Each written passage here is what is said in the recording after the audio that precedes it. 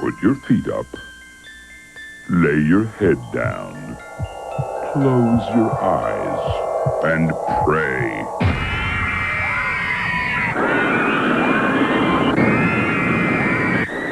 Introducing T2, terror to the second power.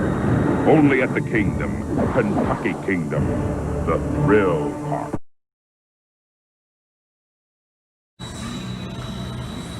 Alright guys, it's day 2 of our trip at Kentucky Kingdom, and we are in front, well, I am in front of the Scream Machine because John the Mystic Rider decided he wanted to ride the Scream Extreme.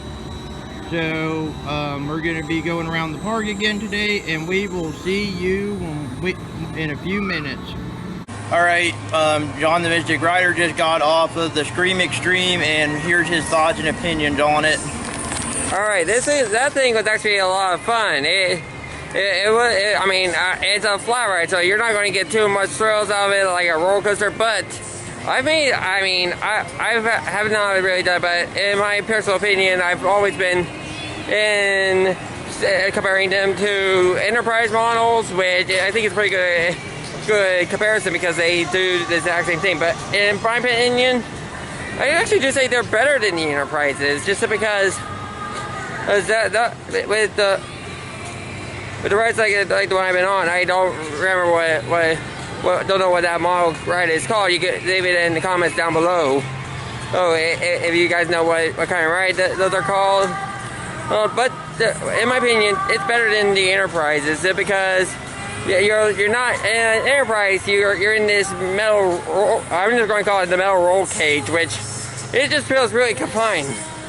That is completely open, so you feel more free. It's just a really fun experience, and so I definitely would. I've seen quite a few more of them pop up recently with the Six Flags change with the Supergirl rides that have been appearing in the last couple of years. So I would recommend you to come here to ride this one, or there's one near your home park that has not been on. That you have not been to in a while and they've recently added, I say highly recommend it. Or if you were just getting my point is just get on it because they're a lot of fun. Alright, we just got off of the break dance, which is over here. And here's our thoughts and reviews on it. Think of it as a mixture. If a Tilt-A-Whirl and a Scrambler had a baby, and that's what came out, a break dance. Yeah, and just more, and the experience of it is the same as if you just mix a Tilt-A-Whirl and a Scrambler, because you got the whole car spinning out as the whole ride rotates around, but you also got this car just spinning around on an axis, just like a Tilt-A-Whirl. And I'm pretty sure just like a Tilt-A-Whirl, your experience could vary. I mean, ours was just rocking back and forth as we went through our gondolas or the sections, whatever you want to call it. It just was rotating around. Mm-hmm. But I saw with occasional spin, but I saw a few cars that were just spinning around like nuts. So I think it all depends on what you get. If you get one that is just going to rock around, you're not going to get that experience. An experience not even as intense as on a Scrambler, where you're guaranteed to get a ton of intense laterals and you get flipped to the side. Yep. Alright, but if you get one that's just spinning around like nuts, you're probably going to get a really intense ride. Anything else, Ed? Nope, but John wants to go on a ride, and I will be filming him while he's on the ride. Yeah. That would be the Cyclone. Yep, it looks like it's going to be a pretty intense pendulum ride. Alright, I've been watching this thing on the day yesterday when we were here, and it goes upside down. So this is going to be a pretty intense ride. So I'll see you in a minute. Alright, here's a few fun facts for you while I'm waiting for John the Mystic Rider to get on the Cyclone. The Cyclone and Professor John's flying machines, which is this Flying Eagle ride here. is the former spot of another roller coaster that was here when Six Flags was Kentucky Kingdom was owned by Six Flags, and it was Roadrunner Express, which was a wild mouse. I believe it was a wild mouse to be honest with y'all, but it was taken out, and it was after Kentucky Kingdom was closed by Six Flags. They moved it to Six Flags New England, I believe, and it is the Batman Escape from Arkham roller coaster at Six Flags New England now. So if you want to ride a little bit of Kentucky Kingdom history, then I guess you can go to Six Flags New England and ride it. But in a few minutes, John the Mystery Rider will be getting on the Cyclos, and we'll see how he does. We'll see you in a few minutes. Another thing to add while I'm still waiting for John the Mystery Rider to get on to Cyclos is this little section right here, if you can see it. This was part of one of the footers, I believe, for the coaster that used to be on the spot of where Lightning Run is now, and that would be Grease Lightning, which was, like we said yesterday, in day one of our trip here, is that it was a Anton Schwarzkopf shuttle loop coaster that used a weight drop system. But however, I just thought I'd add that before I went on to film John the Mystic Rider here on the Cyclos. But I also believe these flower beds here were also part of the support. Correct me if I'm wrong in the comments. But stay tuned. For the next few minutes, we're going to see John the Mystic Rider on the Cyclos. We'll see you in a few minutes. And here he is. He's getting ready to get on the Cyclos. We'll see him in a few minutes and see how he does. You guys are all clear now.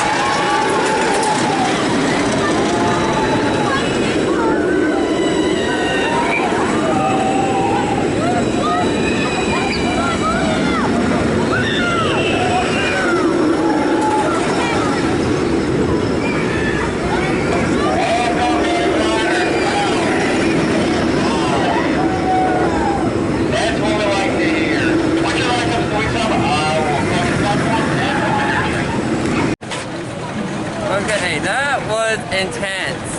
Now, that's probably the one that was the intense ride I've ever been on. I've never been on stuff like top this before, but this thing is just on a whole different level. It's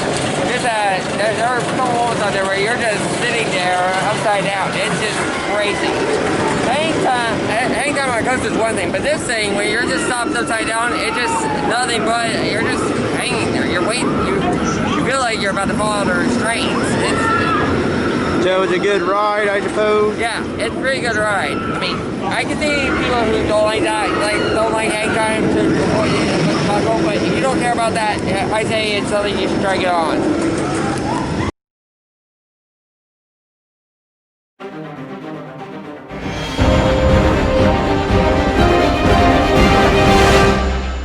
We're in the back of the Kentucky Kingdom, and look what we're about to get on. T3, which we were warned time and time again that it's probably one of the worst ideas we've ever had, but we're only doing a one and done deal here. Yeah, we're getting it for the bragging rights because, well, the only reason why it's one and done is because this is recognized by many enthusiasts as one of the worst steel coasters in the entire world. It is rough, it is brutal, it's going to be painful. And Kentucky Kingdom knows it's rough, brutal, and painful. So if we survive this, we'll be back in a few minutes, but if not, our deepest condolences to Kentucky Kingdom. So we'll see you in a few minutes, hopefully. Okay, we survived the T3, but we only got one word and one word only. Ow! And that's it. We did it for the credit. It's a one and done deal. We're done. Yeah, that's it. Just go a little more in depth. This thing just so rough. There's a rattle throughout the strongest rattle I've ever felt on a coaster up until this point. My legs got stuck on the final brake run. Yeah, mine too. If you feel like your legs are just being squeezed in most a heavy restraint, the vest part, which is on a lot of B&Ms are very comfortable, but on this, it's just painful. It doesn't allow you to move around at all. But we're glad we only did it for the credit, and that's it. But thankfully, in our case, the picture place is closed right now, so maybe it's a good thing and it's closed. Yeah.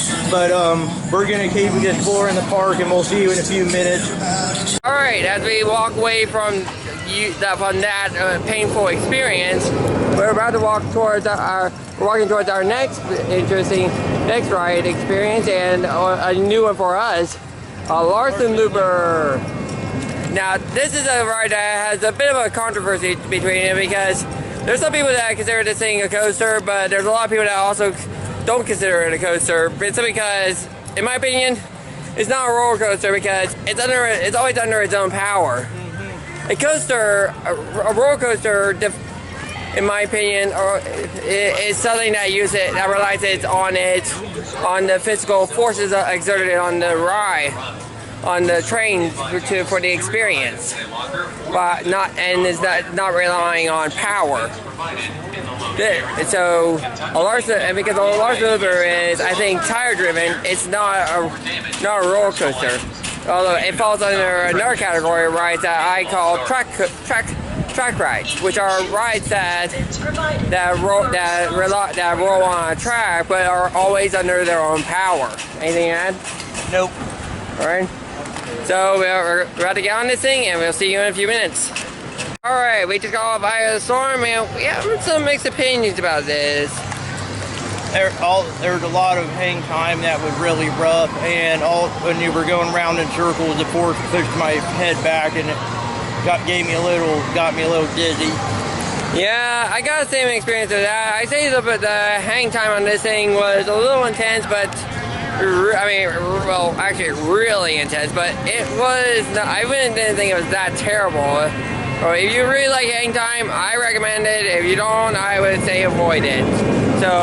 But is it a coaster still? No! Alright, as you can tell by the sign, we are about to get back on Storm Chaser, the best roller coaster in the park, in our opinion. Again, Jay, and we're going on Storm Chaser, and we'll see you in a few minutes. Alright, we're about to get on Thunder Run. Alright, but while we're waiting, I want to get his opinion on the back part of Lightning Rod. It wasn't that bad actually. Well, we didn't go in the very back. We went in the middle. Second the back. Yeah, second car towards the back. But either way, it wasn't that bad. Yeah, and I think in my opinion, it's kind of like pick what you. It all depends on what you want. Because the front, you get a lot more. It's a lot more aggressive in the valleys of the rides, but you get a little bit. You get held back a little bit. That way you're on the elements. While in the back, you get a lot more pull over, but the valleys are a lot tamer. Or anything else? I still liked it in the front better, but the middle wasn't that bad. The second to last car in the back wasn't that bad either. Yeah. So once again, it's kind of a pick your poison. You want to have it be more intense in the valleys, or you want to be pulled over the hills. So if you like getting pulled over, go to the back. If you like having a lot of G's being forced down in the seat, be in the front. And while we're waiting in Thunder Run, this is one of their older coasters here, if I'm right. Yes, it was built in 1990. It's celebrating 30 years this year. Yeah, so a 30-year-old coaster. So it's the same about. It's 10 years older than a fair amount of the coasters at Kings Island. And it was built by a famous designer that used to work at Kings Island, Charles Dinn of the Dinn Corporation. Yeah, and for those of you who don't know, Dinn Corporation also built a few of the more infamous wooden coasters like Mean Street. Yes. Mean Street and the Hurler. And the guy that designed that one also designed the Helix on the Beast. Yeah. Mr. Curtis D. Summers. Yeah. So if you ever wondered why the Helix of the Beast is so much rougher, that's probably why. So we're about to get on Thunder Run, and we'll see you in a few minutes.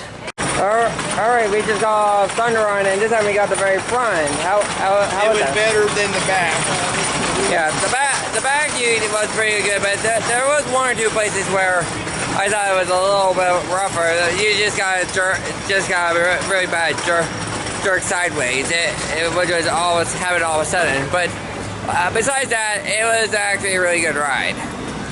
And right beside us is a ride originally from Kings Island, the Flying Dutchman, which it was located where the Adventure Express is now. You said there's tombstone there. Huh? Tombstone at Kings Island? Yes. There's a tombstone. Well, if you go to the Halloween haunt at Kings Island, you look at the ride cemetery in the front behind the Eiffel Tower. You can see a tombstone for this ride. But in the 90s, they sold it to Kentucky Kingdom to make room for Adventure Express. Yeah. Well, and before we leave, we had made a promise that we were going to ride it before we left. Yeah. Oh, let's see.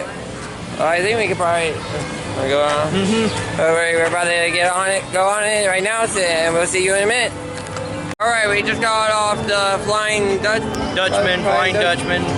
And I think that was a pretty tame ride. It's probably one of the most calmest flat rides I've ridden so far. In my opinion, that is. Yeah, it's not really that intense. It's well, then again, it's meant for family, so it's not really. If you're really looking for a thrilling ride, I would avoid it. But if you have little kids that want to get on a starting ride, that's a pretty good one to start with. And so we're heading towards roller skaters just to see if we can even get on it. So, and we'll see you in a few minutes. And we just got off of the roller skater. It's not that bad. Me and John the Mystic Rider were actually able to fit in one train. We didn't have to go to separate cars. Yeah. Well, I still say it's probably nothing spectacular. Again, it's a little kiddie coaster, so it's not going to be anything spectacular. In my opinion, it's probably one of the best kiddie coasters I've been on. Yeah. I don't think so, but it's all right. It's just nothing spectacular. but it's definitely better than T3, which is just absolutely awful. And Nope. But we can now say we have ridden all 6 coasters here at Kentucky Kingdom. yeah, well, while we're here, here's something a little interesting. There's an entire history board from Ace. Starting all the way in 1884 and ending in 2014. Yep. 1884 with the original coaster, Switchback Railway, and it looked like it's very big, marking big moments in roller coaster history. Throughout it, as in one of the first steel indoor coasters, one of the first modern wooden coasters, the Jackraft, and one of the first coasters to go upside down, the Corkscrew. And I noticed that one of our, 1979 is when the Beast opened, but as it says here, the guidebook that, the original guidebook, Roller Coaster Fever, was their first copy was published.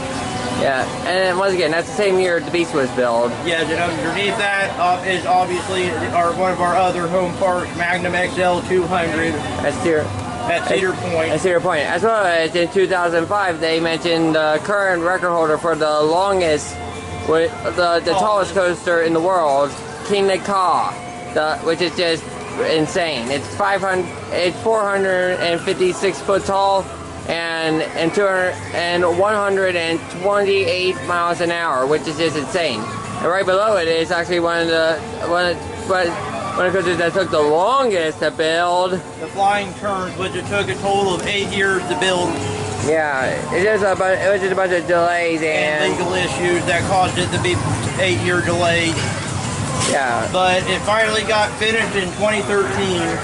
Yeah, and it's definitely something that me and the Gemini Man are going to ride once we head to Knoebels. And on the bottom, we rode my 51st, and it was, what was yours? 70 something? No, it was 60. I think it would have been my 67 coaster. It's with John the Mystic Rider 67 Lightning Run. Yeah, which it was still is the second best coaster here, right behind Storm Chaser.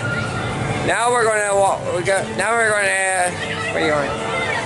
We're just going to walk around. We're going to walk around and look at the park a little bit, and maybe get on something else. So we'll see you in a minute. Well, we're on our way to check out the gift shop before we go, and we know that these in the window has the front fiberglass for the front of the grease lightning, car grease lightning. Which was their Schwarzkopf shuttle loop, right? Yep. And right behind it is the original sign for Twisted Twins. Which was, what was Twisted Twins? It was the Racing Woody that eventually became Storm Chaser. Yeah. But it was, I was just saying, you know off of your head who the manufacturer was? CCI? You think it's CCI? CCI or DIN, one of the two. I think it was either CCI or DIN. We don't know 100%. Tell us down in the comments if you know who made Twisted Twins. But anyway, there's also some other merchandise in here. You got Chang, which was a B&M stand-up coaster, now called Green Lantern at Six Flags Great Adventure. You got Quake, which was a ride simulator that's supposed to simulate an earthquake. They got rid of it to make room for a water slide. A teacher for Twisted Twins again, and then the Vampire, which was a Vekoma Boomerang. And is now located at Six Flags New England as Flashback. Yeah. As well, before we head into the shop, one thing I want to mention is that today we've been able to get on. Well, we've been able to do something that most people usually don't get to do. Ride lightning, basically marathon lightning run. Or we've rode it 5 times total since we've been here. Yeah, 4 times. For today alone, it was 4 times, and actually once was they just let us go twice. Yep. But we're gonna go into the shop, and we will see you when we get out. probably show you. All right, we're concluding today at Kentucky Kingdom. Today was actually pretty productive with how many workers we were able to get on, and was able to rewrite a bunch of times. I mean, it was never that busy today, and it was just a great day. Yep, and while we're standing in front of the fountain here, we do want to say that every coin you throw in there is donated to the Make-A-Wish Foundation of Ohio, Indiana, and Kentucky. Me and John the Mystic Rider I myself threw 35 cents in there, but I threw a quarter in there for John. Right, and on that note, I'm the Mystic Rider. And I'm Andy the Gemini Man. And we'll see you next time.